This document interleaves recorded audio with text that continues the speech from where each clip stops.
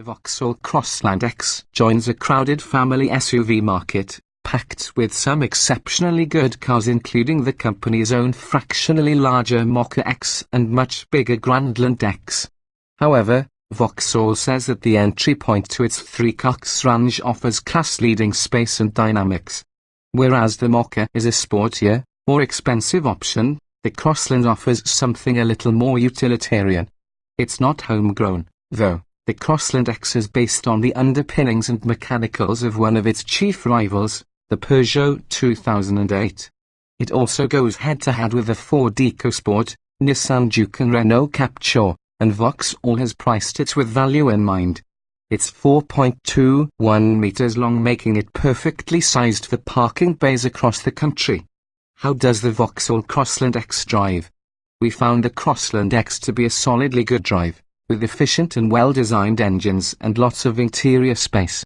You get lots of standard equipment too, but this can push the price up towards £20,000, which we think is a lot for a car of this type. Buyers should be aware that it has a very high driving position and the body leans a lot mid-corner, which can be somewhat disconcerting if you accidentally go into a bend too quickly.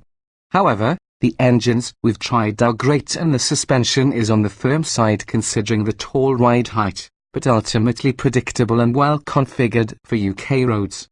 Our favourite engine is the 130 horsepower 1.2-litre turbo petrol mated to a 6-speed manual gearbox, but this is only available on Techline NAF trim and above. Vauxhall expects the 110 horsepower version of this engine to be more popular, predicted to make up around 50% of sales in say specification, but we didn't enjoy driving that one as much. It has a 5-speed gearbox, which could account for some of the loss of character, but its power delivery feels noticeably flatter. Flexible interior arrangements. What's the Crossland X like inside? The Crossland X is available with specially designed AG-certified seats up front, which means they've been built with the German campaign for healthier backs, so should be super comfortable. We've not tried them yet, and optional adjustable rears can be slid backwards and forwards to prioritize luggage space over legroom.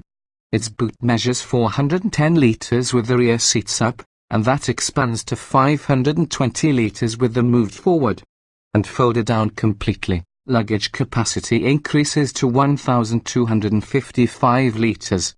The interior is dominated by a large 7.0-inch touchscreen or 8.0 inches for extra cost, and on the driver aids features list you get Vauxhall OnStar and the IntelliLink infotainment systems as well as Apple CarPlay and Android Auto.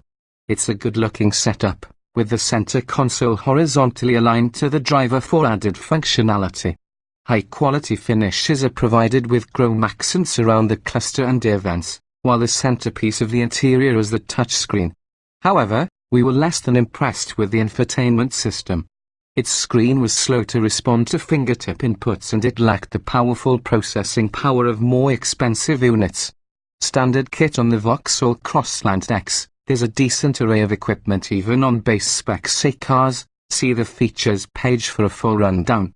But highlights include dual-zone climate control, that large infotainment screen and 6 airbags. Other kit available as you move up through the range taking in say NAF, company car-focused Techline NAF, Elite and Elite NAF as well as the optional extras, includes adaptive forward lighting and head-up display.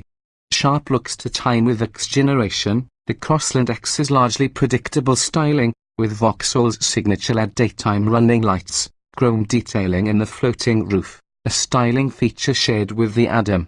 Being a ruggedized SUV crossover, fears the usual cladding, high-mounted rear-lamp clusters and raised suspension. Vauxhall has aggressively priced the Crossland X as it has with the Insignia Grand Sport, majoring it on value, and hopes to repeat the success of the Mokka X, which is consistently one of the UK's top 10 best-selling cars.